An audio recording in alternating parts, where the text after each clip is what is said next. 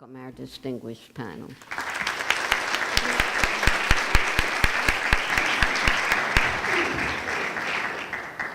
Thank you very much. I'm going to start. I'm Ron Cohen. I prefer Ron to Ronald. Part of my opening line was already presented, but I'm going to re-present it. I approach these issues as a college teacher, a social psychologist, recovering dean, the husband of an early childhood educator, the father of 3 daughters, one of whom got her bachelor's degree and master's degree at Sarah Lawrence, and the grandfather of 2 girls with another on the way. I'll speak primarily as a teacher, recovering dean, and social psychologist. I want to just say a couple of things about my approach to social psychology. What I tell students who work with me is that social psychology is about what's in between. It isn't in a person, it's in between persons. Social interaction in order to understand what people do. Most of the things I think people do, they do in the presence of others. Sometimes now it's also the case that they do it in front of mediated others, but often face-to-face others. And to make the point, ask them to think about what they do while they're interacting. Now, this is a tough task because most of the time we're interacting, we're not thinking about it, we already know how to do it. So it requires some stop time or a perspective in which you take yourself out and look back. Several people earlier in the conference have used the metaphor of the mirror, and there's a long tradition in social psychology of what's called the looking glass self. We see ourselves as other people reflect ourselves from their perspective. This is the kind of perspective I ask students to adopt. My 2 intellectual heroes are Irving Goffman, who's was a dramaturgical sociologist. We were talking about theatrical metaphors in the last session. And C. Wright Mills, who, how many people remember C. Wright Mills? Whoa. Okay. An American sociologist of the 1950s and 1960s. And his perspective also informs my own, and from what I hear, yours as well. He said the sociological imagination is the study of biography and history in the context of social structure. And to understand any one of those, you have to put a person's biography, so a child's experiences as a learner, or history, the particular historical period we're in now, in the context of the social structure in which that individual biography is lived, and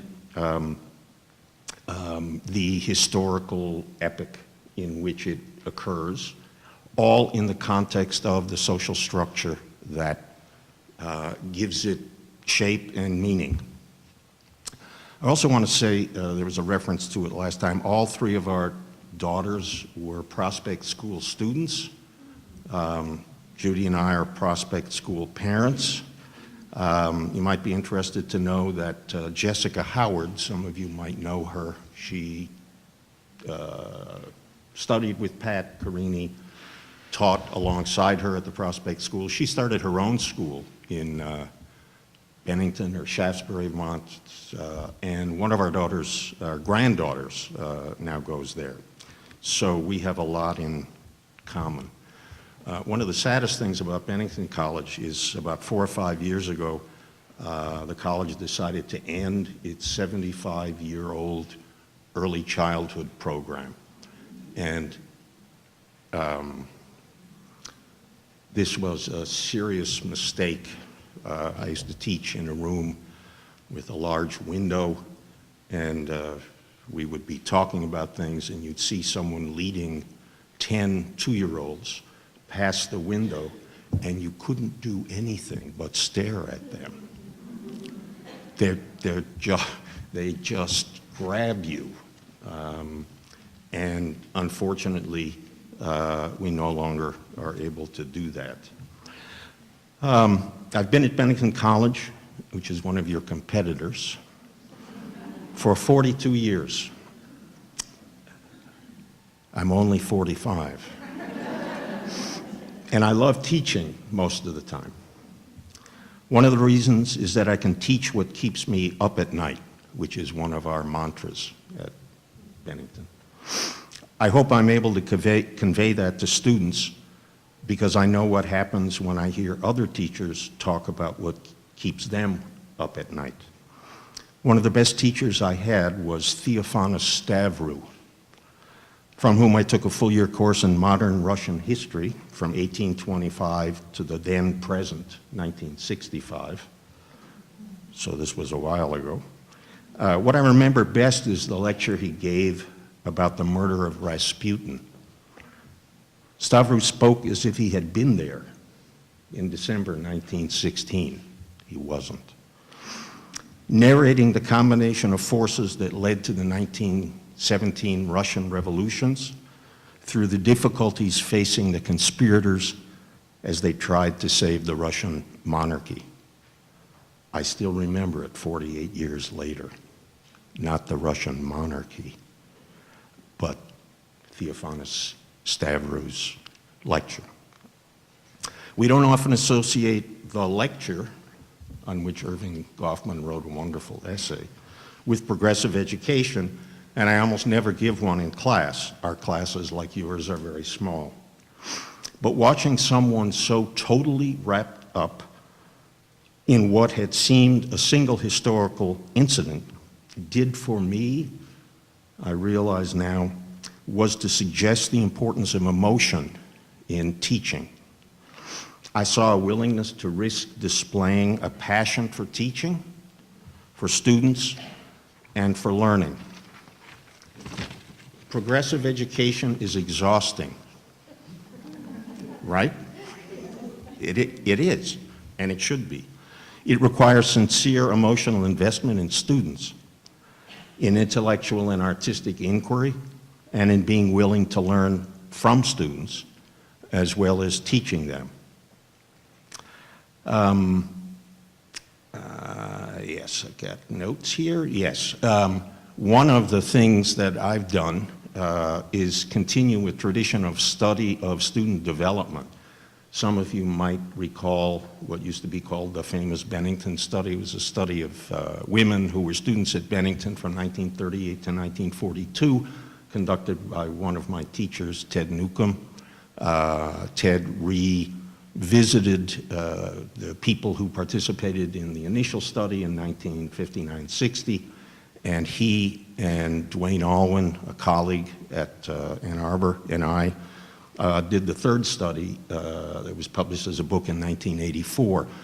One of the things we found, and I think the most fascinating thing we found, by the way, the major finding of the early study and the 25-year later study and the 50-year later study, was that the change in political attitudes that these Bennington women had undergone during the 4 years they were at Bennington, becoming more liberal, maintained themselves over 50 years.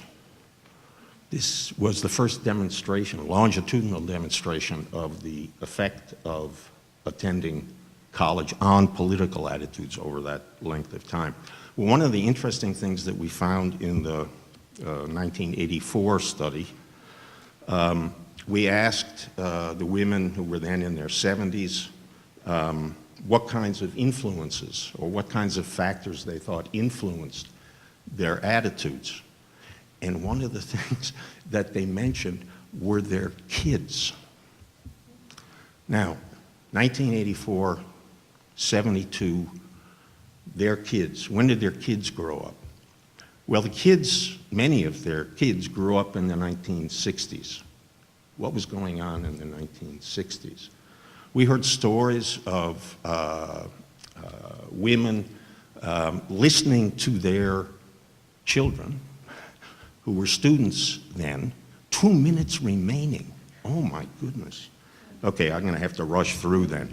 Talking about the influence that their sons and daughters had on them. I think one of the things as teachers, college teachers in particular, one of the things that's odd, people often ask, if you've been teaching for a long time, how do the students today compare to the students 40 years ago? Well, the answer is we don't know, and one of the reasons we don't know is that our students are always the same age. They're always 18 to 22. The movement is we get older. So what is it like, what advantages does it convey to get to meet a new generation every 4 years? What does it do to someone who teaches college? It can't help but teach you a hell of a lot, because kids today are, and I say kids affectionately, although I don't say it when I'm in class, because I think of them as kids or grandkids, come from a different universe, the digital universe, where they seem to think that if you can see it online, you've seen it. If you can hear it online, you've heard it. And that flies in the face of one of my commitments, which is studying face-to-face interaction. And whatever online interaction is, it ain't face-to-face. Let's see, just, okay, an extra minute. Okay, I might have sounded quite certain about all of this, but actually I'm not. And I think, to echo a theme that many speakers have talked about, an important progressive value is humility. Recent social psychological research suggests we're all prone to what are called bias blind spots. We tend to believe that we see the world clearly, and as a result, when someone disagrees with us, it's because they have it wrong. This research suggests that we not only have this blind spot, but that we're unaware that we do. This, needless to say, is as much a problem for progressive educators as it is for everyone else. I guess I'll end with what I tell my students about teaching. Progressive teaching is in many ways like parenting. The investment you have in your kids or your students, it's important to keep them separate, of course, but very similar. And it's also a lot like community organizing. That's what progressive teaching is. You have a community of students in the class, and when the class works well, you have a community with shared understandings ready to go out and do something. So I think it might help to stem some of the pessimism there might be about recent trends and challenges for progressive education, to realize that community organizing never has an end. It's a process. Thank you.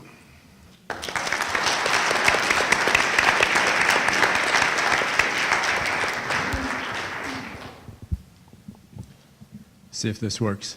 No, not quite. Is it okay?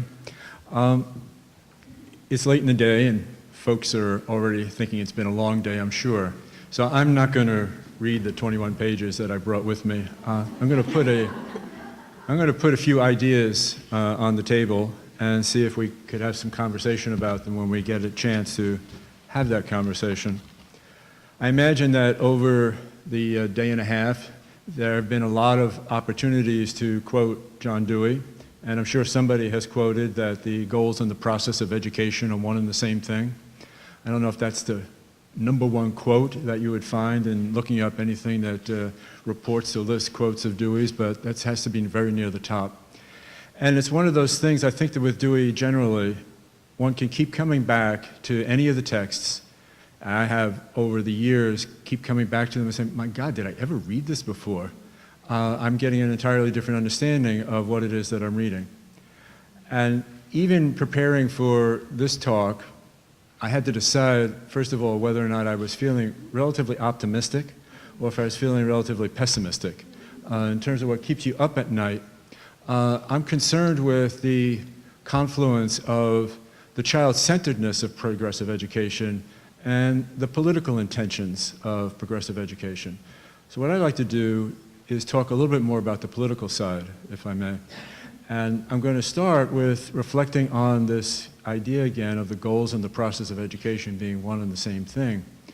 I think that the way that I've been quoting that recently to my students is I've been using it somewhat of admonishment that we ought to be arranging the process of education so that it accomplishes the goals towards which we want to aim, that we want to arrive at.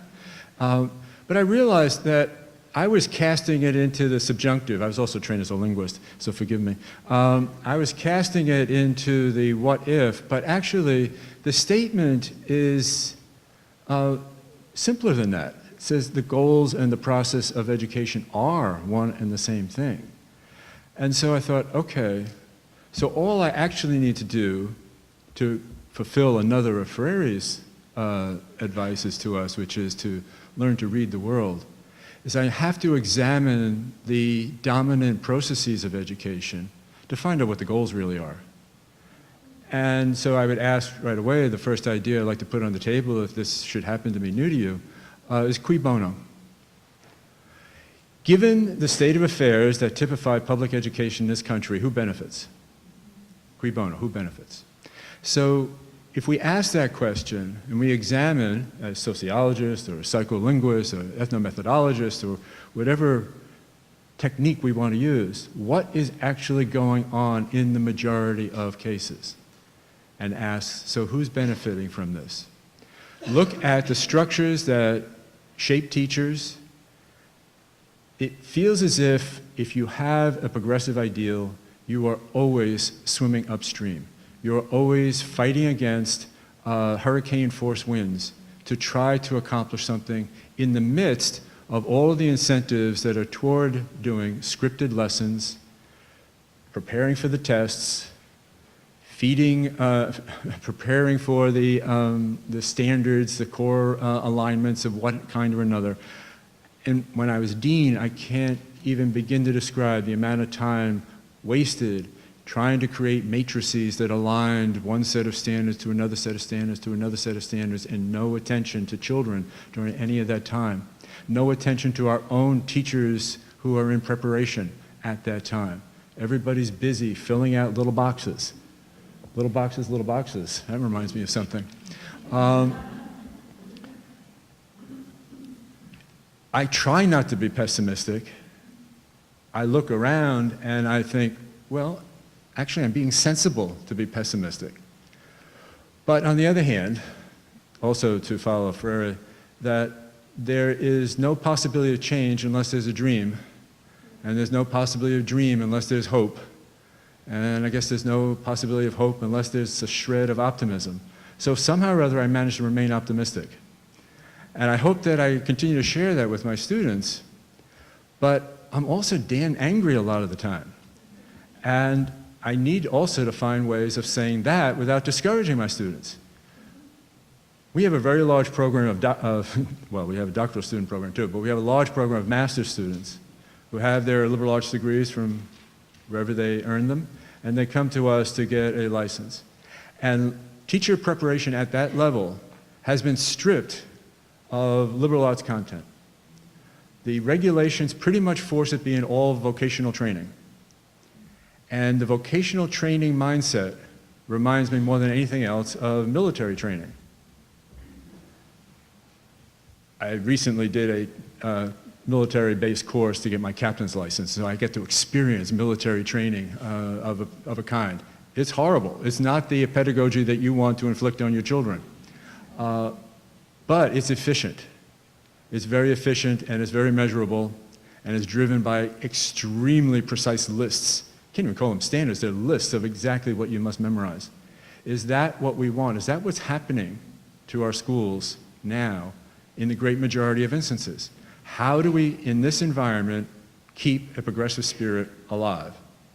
How, when course requirements get ever more specified, where in Massachusetts it's the NTEL exams, absolutely require that the teachers who are in preparation be able to nail the difference between phonemic awareness and phonological awareness, but my God, it's going to be on the test.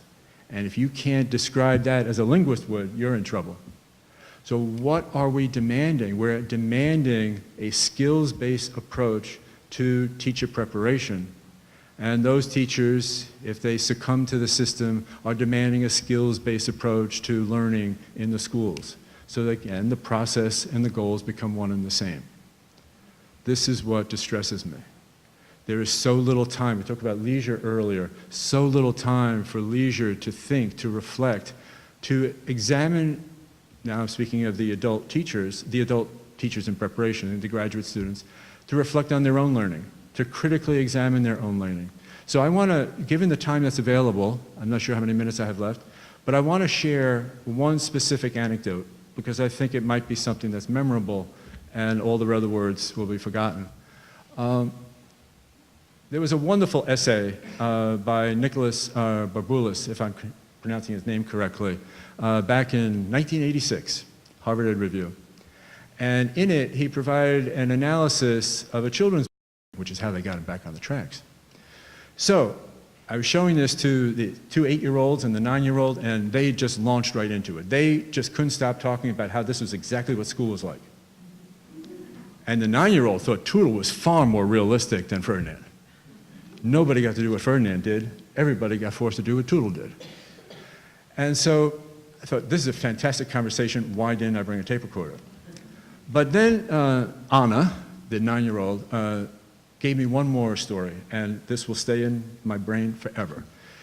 She was 9. She had heard on the radio that morning, NPR, her family listened to NPR. She had heard on the radio that morning about a 10-year-old who had been riding her bike in front of her house and been hit by a car. She was seriously injured, and families came running out, the mother came running out, and an ambulance was called. And the thing is that when the ambulance arrived, the mother would not allow the child to be taken to the hospital in that ambulance. And as a result of the delayed medical treatment, the child died. Now, this made NPR radio broadcast. It occurred in 1986 in Johannesburg, South Africa, in the era of apartheid, in a suburb outside Johannesburg. And the ambulance that arrived was a blacks-only ambulance to a white neighborhood. And the white mother would not allow her white child to go in the blacks-only ambulance. And Anna, 9 years old, said to me, that's an example of staying on the tracks no matter what. And I said, you know, we talk about critical literacy and critical thinking. Isn't it the case that a good part of what schooling does is drive that out of you? So how do we preserve it in young kids? How do we nurture it in middle school kids? How do we get it back in high school kids? And how do we make it flourish at the university and colleges? This is, it seems to me, the political question for progressive education. How do we make this happen? Thank you.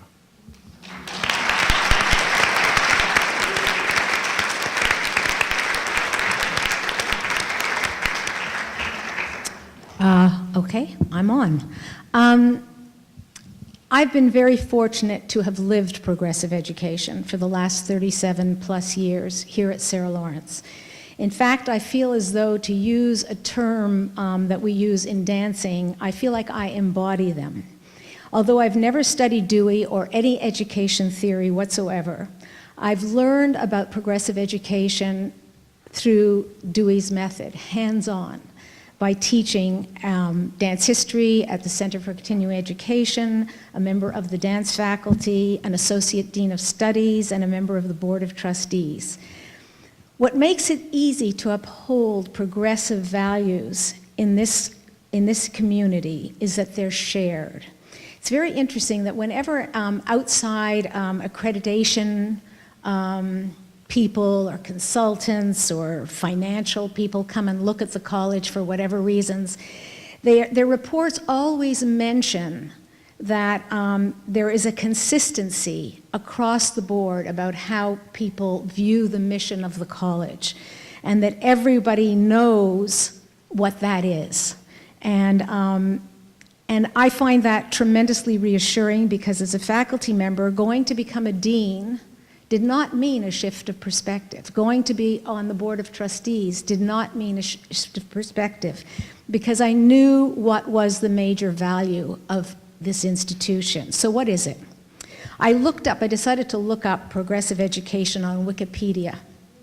And somewhere down at the bottom, they list institutions that they believe are progressive education, institutions. And it calls Sarah Lawrence a private, independent, coeducational liberal arts college founded on the principles of John Dewey, its unique pedagogy, emphasizing students' individual development through tutorials, what we call conferencing, and personal mentoring of students by faculty, Dawning, together with an emphasis on writing, an open curriculum, and education of the whole person, produces engaged students in fields that range from the arts to medicine, from public service to law. And I think that's a pretty good description. I was rather impressed. I don't know who wrote it. I would like to add that one of the things that's important is that the seminars are small, 15, limited to 15. And each student meets individually with their teacher to work on a separate individual artistic or research project. And so the other thing that's very important is that our students are always evaluated in prose narratives rather than grades. And they're never measured against any sort of abstract ideal, but rather against their own potential. At its very heart, Sarah Lawrence is not about disciplines, methods, syllabi, buildings, administrations, or even teachers. Sarah Lawrence is about the students and how we engage each student's intellectual curiosity and artistic imagination.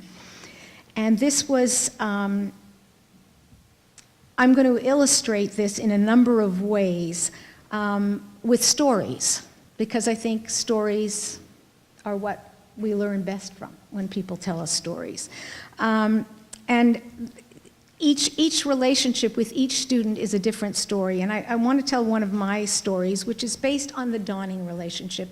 You become a dawn to a student because in their first year, they are assigned to a particular class that they have kind of chosen among others. And you meet with the student every other week throughout their first year and for the rest of their college life. And there was a young woman who was very shy, very reticent, and it was her sophomore year, so I knew her quite well. I knew her well, but she was shy and she was reticent. And she had just been given a psychology paper in which she had to write up a significant change or event in her life. And she couldn't think of anything. She couldn't think of anything. So we started talking about her family life, of which she had shared some with me, and her education. She was a New York City kid. To the last event, which was that she had come to Sarah Lawrence. And I asked her, well, how was that? And she paused. And she said, I never had white students in a class before. I had never seen houses like those in Bronxville. I had never sat down and talked to a teacher by myself. And as she spoke, I could see that she was realizing this event, this change herself, that traveling 15 miles from home had been an enormous event in her life. And either she had not recognized it or she had not recognized it and been willing to share it with me, that it was something that was eventful. And it was an amazing moment. I think it was an amazing moment for her, and it was an amazing moment for me because she trusted me enough to be able to tell me this or to work it out with me.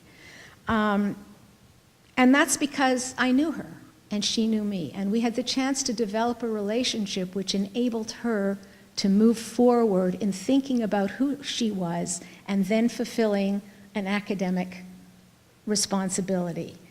And I think that was a wonderful transformative moment for her. And I thank this privilege of dawning, which allows us to have this kind of relationship with the student. I also thank the psychology professor who assigned this particular paper. And I thought again about, I have two stories to tell that have to do with mentors. Well, mentor and a genius. Bessie Schoenberg was a mentor of mine, although I came to Sarah Lawrence after she had chaired the dance department for 35 years. And I did an oral history with her. And in it she said to me what she had learned at Sarah Lawrence, and she came here in the 30s, was that you didn't teach material, you taught the student. That you always teach to the student.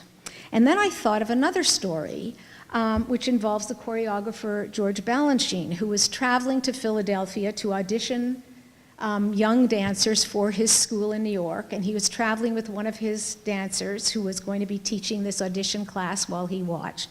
And she was scribbling away, throughout the trip. She was busy, scribbling notes and shuffling papers and whatever. And finally, Balanchine said to her, "What are you doing?" And she said, "I'm preparing the class." And to which he replied, and I don't have the Russian accent, "But how can you prepare class? You don't know students." And I just thought, talk about two opposite ends of the spectrum in terms of dance, this genius of classical ballet and Bessie Schoenberg, who believed in the individual students' movement being the most important thing. And yet they both knew that in teaching, you have to look at who is in front of you, and that's who you teach to. One of my favorite things about Sarah Lawrence, which I think is interesting, is registration. I see Sarah Lawrence students sort of nodding their heads. It's hell for students, but to go through, because Sarah Lawrence students don't register online. They go and visit the teachers they want to study with. So for 3 days, you have 1,000+ students running around to talk to 150+ faculty members.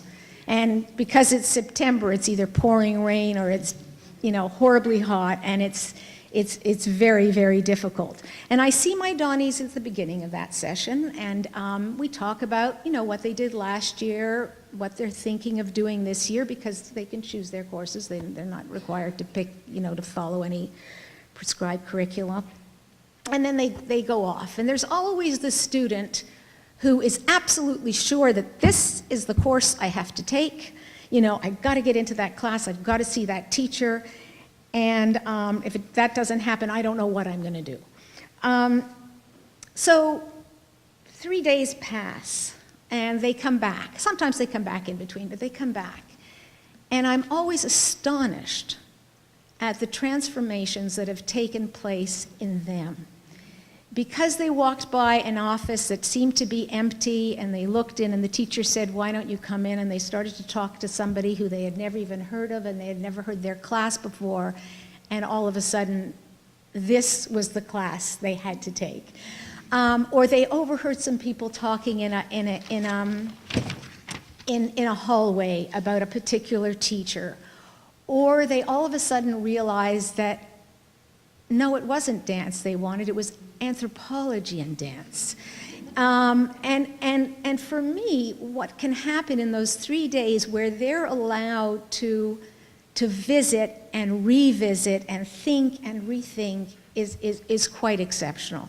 Is quite exceptional. And again, the dawning sort of sandwiches these 3 days where you help them to sort of make sense and see what their decisions might be. But it's what happens to them because they are allowed time, and I'm thinking about what you said.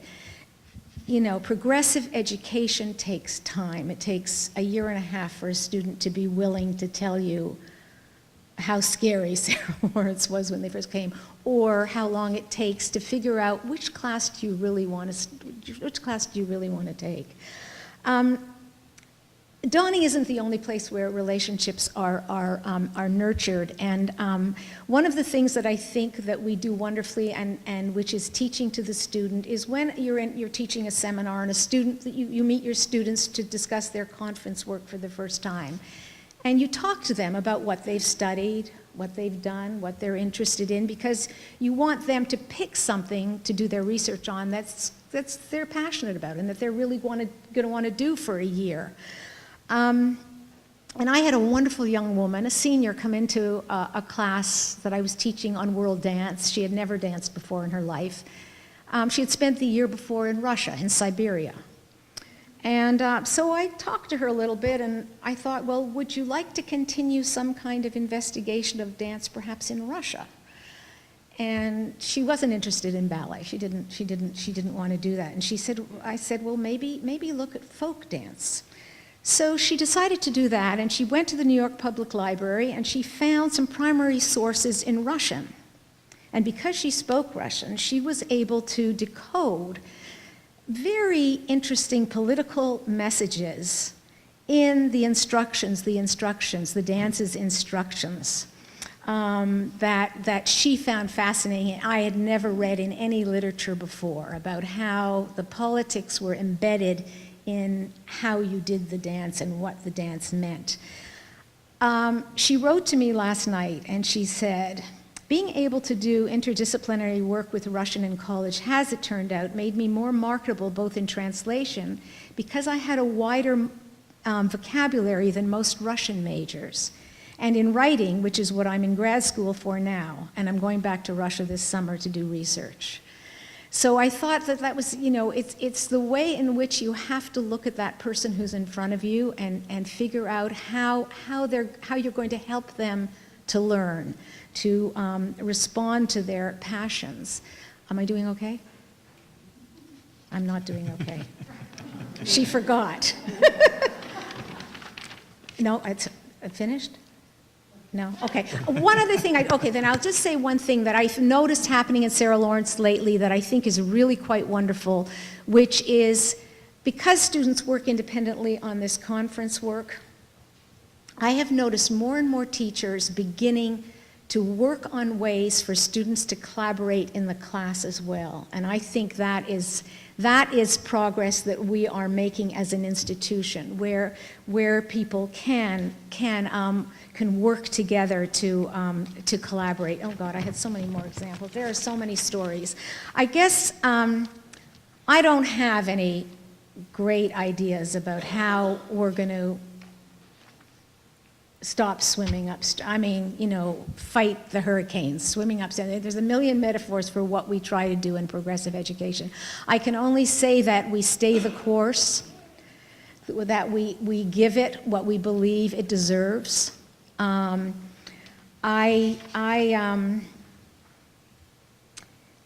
support those institutions and our students who go forward and do this work, because we may be small, but I think it's powerful, and I think that ultimately, somewhere it'll be proven that this was the way to go.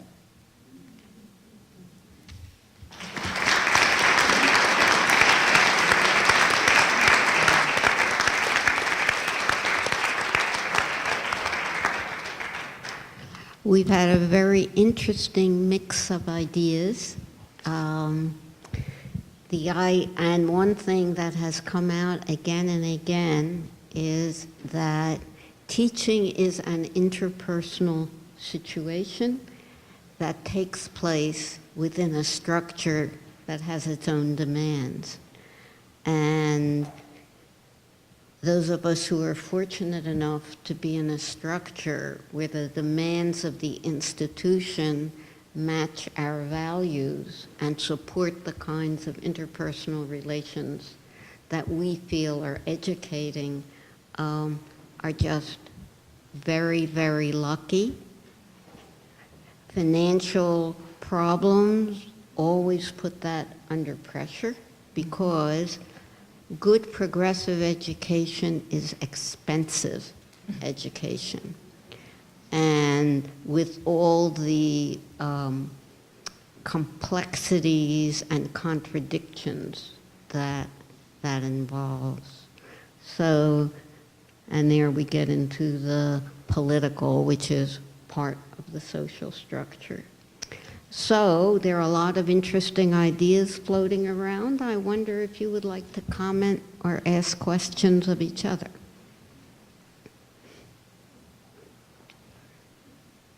Donning, that term, I understand the derivation of it, I guess, but it's always sounded odd to me. How do people use it in everyday language? In everyday life, well, it depends. In your first year, your Don is the person who you're studying. You're studying an actual subject with. Okay. So you're talking to them about the work you're doing in the class. But it seeps over into my roommate doesn't clean her side of the room, and it seeps into my parents are getting a divorce. And some dawns, you know, it varies. It varies as much as we as teachers vary and the relationships we develop vary.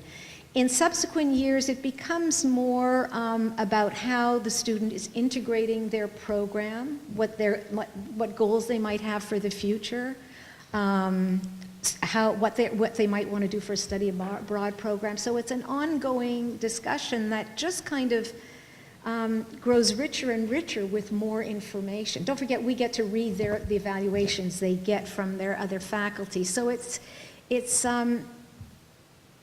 it never ends. We have a similar process. We call it something different. Is don ever used as a verb? Yes, yes, yes. And what does that mean? You've done something. You're advising. You're advising. Okay. You're, you know, mentoring. And mentoring. Mentoring. Yes. Maybe that's. It's not like a costume. No, we don't get to wear costumes. I'm sorry about that. Jerry, Can I- a budget for costumes?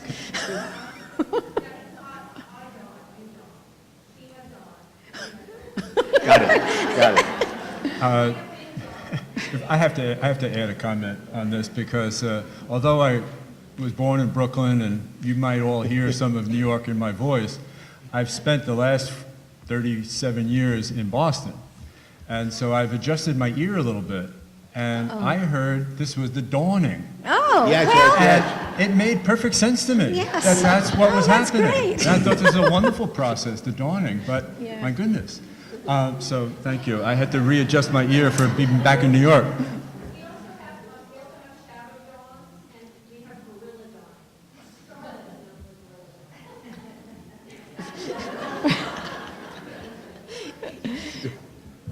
dawn. Okay. But not drone dawning. No. So I would like to ask you a question, Bill. So who's doing any work on who benefits? Well, I think a lot of those folks are here. And one of the things I would say is, congratulations. This is your first annual conference. This is hugely attended.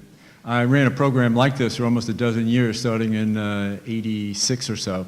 And we never got more than about 200, so I think you're doing great. Keep it up. But it's these conversations. I drove down from Boston because we're not having these conversations all the time, and I wanted to be part of this.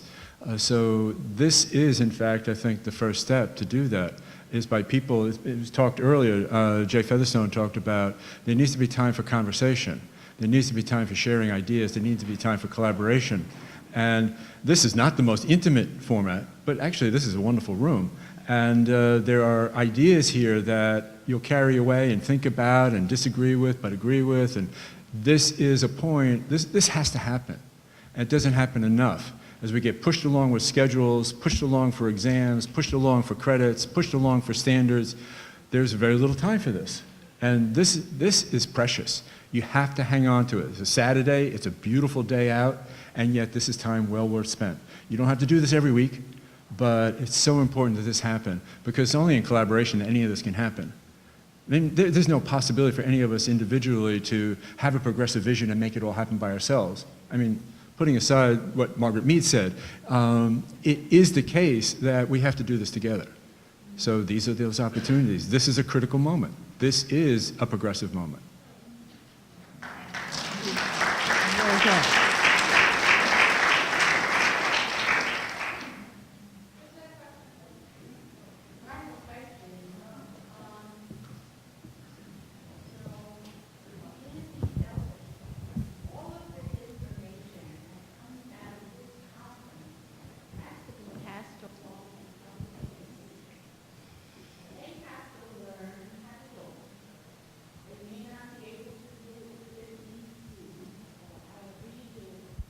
But they have to know the theory of it, and they have to know the background for progressive education if you all feel, as I feel, that it's very important. We are lacking in the public schools, in the middle schools and the high schools.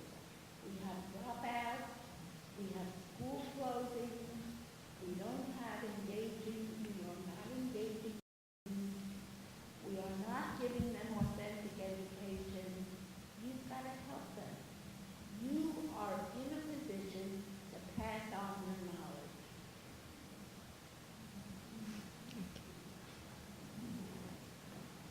Well, I was going to pick up on the metaphor of cracks in the sidewalk, and there were two suggestions. One was identify the cracks, the other one's rip out the sidewalks, or watch the grass grow. Sidewalks, when they work, aren't perfect. They always develop cracks. They're like social institutions, right? So identify the cracks. One of the things that confuses me, I teach a course on justice and inequality. One of the things that always confused me is why people weren't upset about what seemed to me to be injustices. They just seemed obvious. And why they weren't concerned about inequality. Well, Zuccotti Park and Occupy Wall Street changed all of that. Now, we haven't heard from Occupy Wall Street for a couple of months, but if you're online, you hear from them all the time. That symbol of 99% and 1% says better than anything else that I know of what inequality is about, because it captures both the differences and the huge differences between the small and the large, and it counterposes it with the large and the small. Average incomes among the small are really high. Average incomes among the large are very small. There's something missing there. There's something off there that I think people recognize intuitively, that there's something wrong. We don't have leisure, we don't have inclusiveness, we don't have inclusivity, and we don't know what we don't have. We have an achievement gap, we have an economic gap, we don't have equity. I mean, these are all words that we throw out all the time, but people aren't being inclusive. The people in the 1% need to be a little more inclusive by sharing some of their ideas and their knowledge and even some of their resources if they can. You know, it's interesting, one of the things that I think all the people sitting here are engaged in doing, it's really a kind of Ponzi scheme. We are trying to send out students who are aware of these things, who go to work in their community, very often becoming teachers or teachers of teachers or activists of other kind, who then spread the message. I know I'm being overly optimistic, but I have seen this happen, and I have seen the waves go out. So we have to form communities, and we have to work where we are with what we can do. So Somebody had a question up there. Yeah, I have a question. I have taught various levels from pre-K through high school, always in preparation of, in many ways, to reach an institution such as where you're working, and we constantly hear about the shift in education and the high-stakes testing, and you watch films like The Race to Nowhere, and I'm curious to hear from you if you have seen a shift in the way in which the children you are receiving are prepared or not prepared for the endeavors you are trying to do with them, and have you seen a shift in how we are educating children, and as a result, how you are receiving the children? I think it's hard to talk generally, because each student is different. I think I've noticed at Sarah Lawrence that the students have been stronger in the last few years, and I don't know if that's the admissions program or the self-selection, whatever it is. There are certain things that they don't know.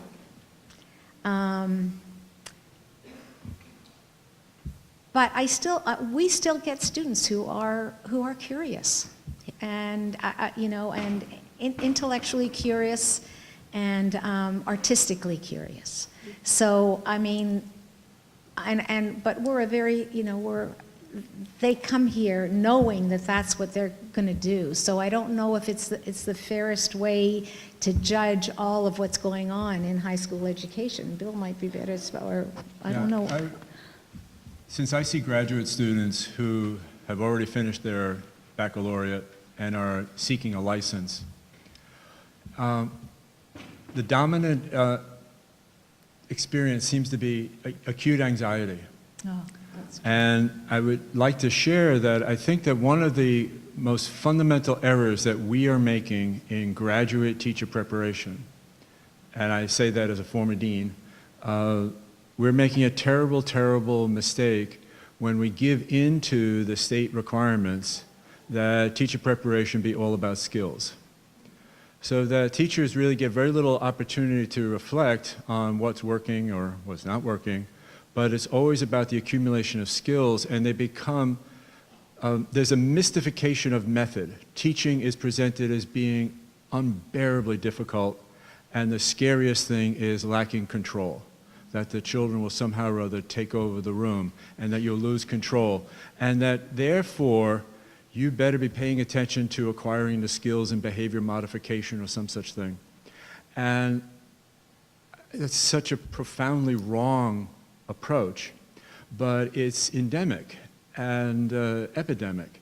It's, I don't know what it is that we can do under the current conditions except fight in the edges, fight along the margins, fight in the hallways to make things otherwise.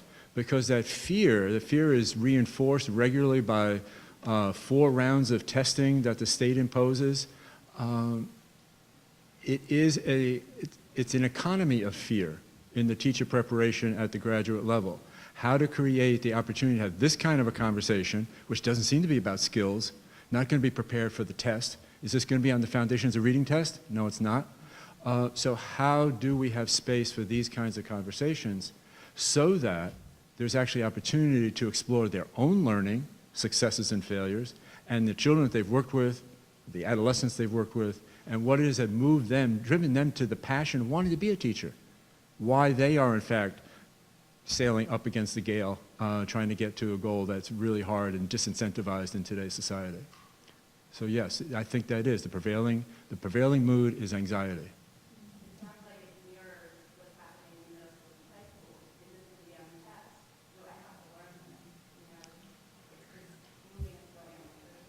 I want to say something that might be heretical, and I'd left it out because of the time.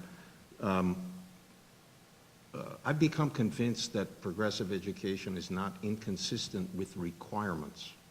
This is really heretical at Bennington. And by requirements, I mean required courses.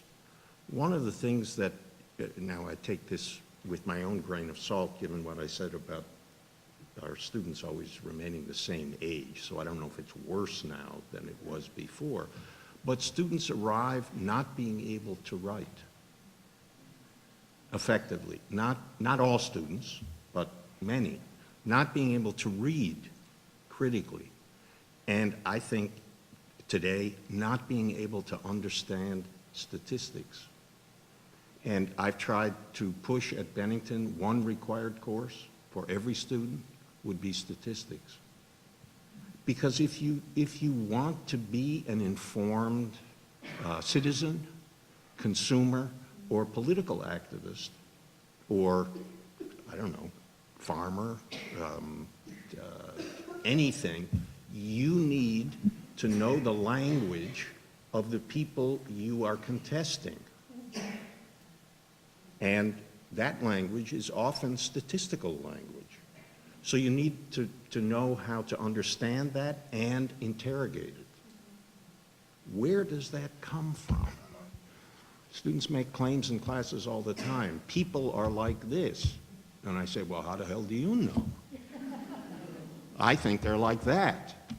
So evidence is extremely important, and this came up in an earlier panel, because a lot of the information that we get, and sometimes we don't want to deal with it at all because it's overwhelming, there's huge reams of quantitative data.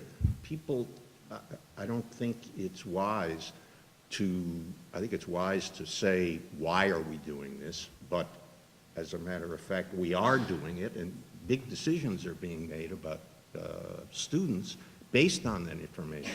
We have to know how to understand it and then say, no, no, no, no, no. That's not the correct interpretation. Here's another one. Or what we need to know more than we know given the numbers you're giving us. Can I be devil's advocate? Sure. I know a lot of students who take statistics classes. That doesn't necessarily mean that they learn statistical thinking. I don't know whether any of you had that kind of experience with math and stat courses. On the other hand, if you, Ron, say to a student, how the hell do you know? And then say, you need to give me some evidence, then that student may go out and try to learn some statistics because there is meaning to it. In the same way, students learn to write when they are engaged in a meaningful project to express something. So that rather than taking a course in how to do writing, they should be doing writing in practically every single course they take. I agree. Absolutely. Absolutely. I don't want to compare myself to a grandmother. The keynote speaker talked about his grandmother as being a hybrid progressive. Is that the phrase? Yes. Yeah. Progressives come in all kinds, all sorts. And I think what I was trying to do was suggest that some of the things we see clearly but other people see in a biased way might be worth examining, that things are not as clear as they seem to us. The same thing with political issues. To understand why people aren't upset about things, you have to understand their understanding. Or it just seems like they're nuts. That was my attitude toward people who didn't see the injustices, racial injustices, gender injustices, nationality injustices, hunger injustice. I mean, they're all over the place. Are you blind? No, they're not blind. Some of them may be. They're not blind. They see other things, or they use other information. The fact that they don't agree with us doesn't make them wrong. It invites a conversation about what the differences are. Yeah, so that's part of what I meant by humility. I mean, when students say this is unjust, I say, well, that's not our job in this course. Our job is to understand how people come to the decision that something is unjust. What do they take into account? Characteristics of individuals, inborn characteristics of individuals, or so-called inborn, attitudes that they develop, family structure, what do they take into account? The meritocracy is a fiction, I believe. But most people don't believe that. They really don't. They believe the people in the 1% actually know more or possess skills that are more important, and that's why they get paid. This is rife in all of the social sciences, in traditional economics, in traditional sociology. It's rife, and it's treated as doctrine, and in fact, it's a particular position. So I think students need to and we need to look at the way other people understand things, or we're going to be speaking to each other only. And that's, I think, necessary, but not sufficient.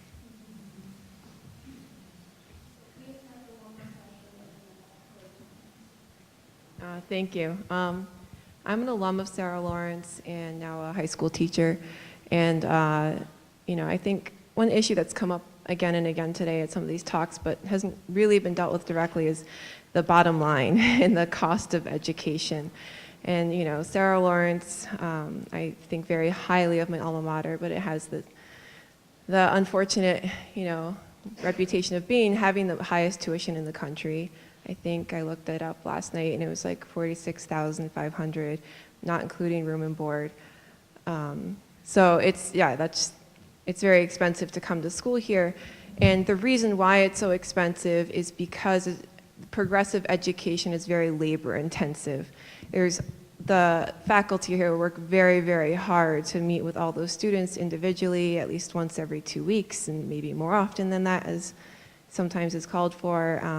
And it's a labor of love, and the faculty here were ranked #1, as you know, by Princeton Review. And they're really, but they do work very hard. And how do we, we have these ivory towers like Bennington and Sarah Lawrence where we can provide this. And I like Marjorie's analogy of the Ponzi scheme, that we do carry these ideals out into the world. And a lot of Sarah Lawrence people who graduate wind up being very, being activists or going to Peace Corps and doing things. After college, I went to Oakland for a year and served inner city kids and did all sorts of things there.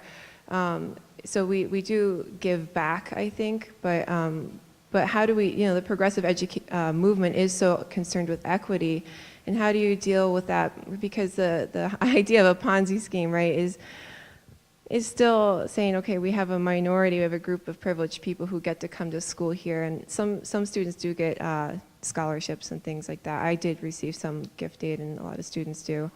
But how do you address the fact that this is very expensive, and it's not possible to really replicate this in, say, a state education system or the CUNYs or something like that?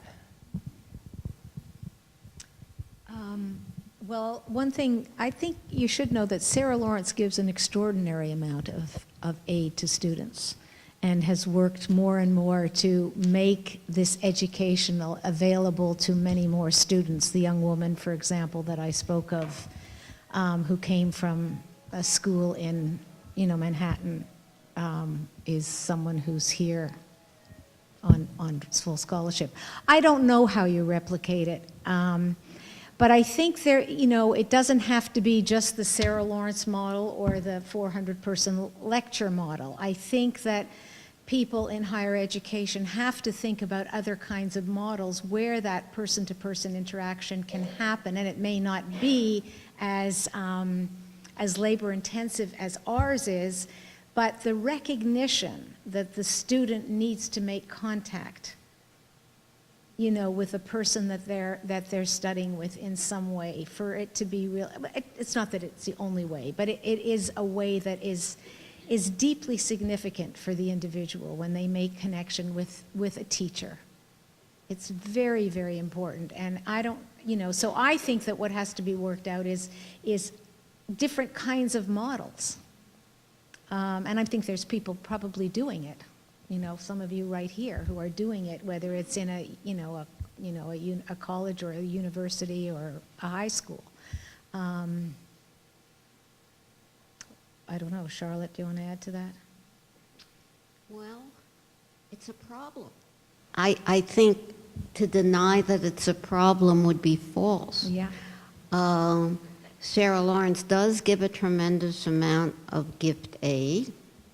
They do not pay their faculty as generously as, let's say, the City University does. We are seduced by a labor of love.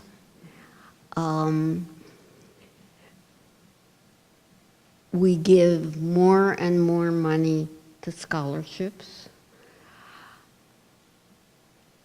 I think partly this problem is the place. I think we have to go back to the structure of society and the place that education has in society.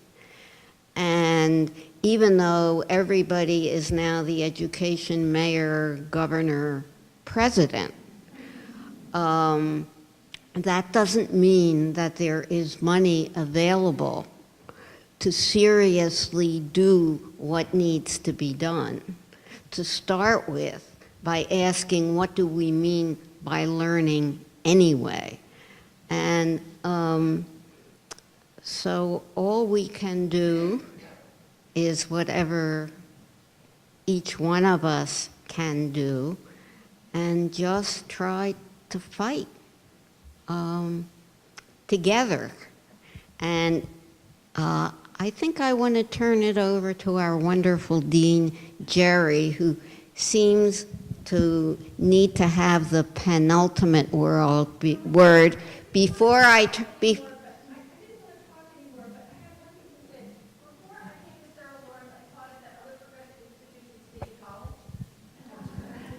Thank you. I taught at that institution, City College, and I was associate provost there after I'd taught there for 16 years. And before I left City College, we had introduced a freshman English course that involved linking a small seminar with, all the freshman English was taught by graduate students. City University could not teach freshman English anyway, but we linked every freshman English course with a small seminar in a subject. And the principles were very much progressive principles. That small seminar was an individual topic. There was one on Virginia Woolf, there was one on cancer. There were very small topics, but the idea was so that students could write about a topic that they had some interest about. Actually, the cost basis was not that bad, and it was a lot of people, Beverly wasn't involved in it, but it was a lot of people from her circle working together, trying to find a paradigm within the economy of City University, where we had something like 14,000 freshmen. Within that economy, it's not hopeless. If you're flexible and you believe in the principles, you can do it, and that course still survives. That course was not like, I'm not responsible for it. I just want to say, this is not impossible. That's all I wanted to say. Okay.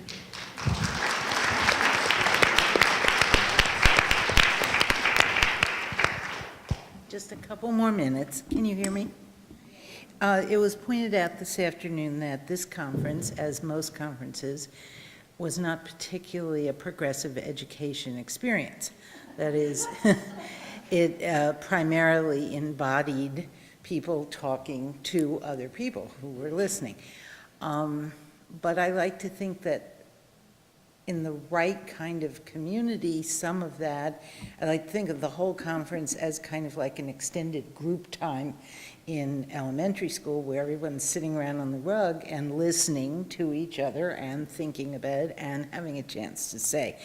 But it is true that it's been 24 hours of a very rich experience, and because it's sort of neither democratic nor fully progressive, just the nature of conferences, somebody has to say the last couple of words. So Very briefly, I just want to reflect on my experience of this 24 hours is that so many images and phrases touched me as a whole person. And some people talked about head and heart, and some people said that was an old-fashioned kind of phrase.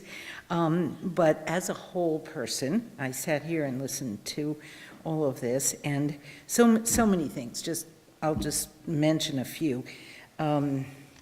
Images and phrases, kindergarten and graduate school as the only points of choice that many students have, and not even graduate school often. Conservatives worshiping dead radicals. Children as citizens of the present. Possibility, both the concept and the poem, the wonderful poem.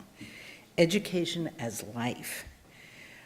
Looking for the cracks in the sidewalk, or tearing up the sidewalk, but in any case not seeing what grows there as anything but grass like other grass. Mental modes and modularity that's invaded our society versus through lines, and the dangers of the preschool industrial complex. The idea of leisure to think and to learn so that everyone can develop into a voter and a citizen, and everyone can be equally important.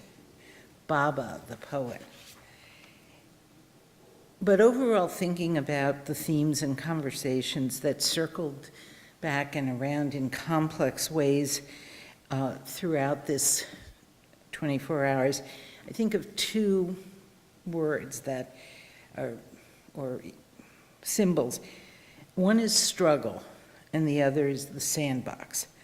I think that we were constantly reminded of the history of progressive education and how intimately involved the politics of progressivism and social activism were historically in the first wave, if we want to call it that, and in subsequent eras. And there have been phases and pendulum swings and times of challenge, and sometimes more optimism and sometimes more discouragement, and we even had some question about whether this is the worst time we've ever had or not quite as bad as some worse. But it's clear that swimming upstream and the constant struggle in the good sense, not just struggle against the force, the dark side, but struggling because important work is hard, because that's what people have been talking about all through this conference. The work of incorporating new perspectives, both the new perspective that comes with each individual person, but also historically new perspectives. The idea that progress, the word progress itself, which is of course the root of progressive and in both political and definitional terms, but the idea that there would be postmodern critiques of the very concept of progress, and what do we mean by that, and is it linear, and is it demeaning in some way of difference? Who would have thought that would be? So there have been progressive waves of social justice issues, and different things have come into the foreground, but also we're having to rethink a lot of our ideas about what is just and how are we going to see development, and what are the goals, and so on. And so the struggle seems both in the challenges and in the intimate nature of education as activism, and that those, for Dewey, those were not separate, and for many of us, they're not. And then the image of the sandbox that Jerry mentioned, that, what did I pay all this money for my kid to play in the sandbox for 4 years? But when I think about the sandbox, I think about how it symbolizes so much that we've been talking about. Open-ended material, sand is. And what goes on in the sandbox is open-ended exploration. Sometimes it's construction, often it is, sometimes it's sensory exploration. sometimes it's conversation, sometimes it's all those things at the same time, but it's exploration rather than predetermined meaning. There isn't, or at least I've never seen sandbox activity that was dictated by Pearson. That may be coming, but so it has to do with collective activity, sometimes collaborative, sometimes somewhat coordinated, sometimes parallel, in a common space. And I think that understanding the relationship of the value of the sandbox and all that that means, both in terms of pedagogy and democratic schools, and of struggle as, you know, inherent in the human condition, but certainly inherent in the hard work of progressive education. It's not just expensive, it's hard. It's harder than following the script. And if you want to be anxious, how about not having a script and then worrying that the kids will take over? So we honor all of you who are all of the presenters, and we thank you all, and all of the participants, because you're all engaged in the struggle, the good struggle within the sandbox. So thank you.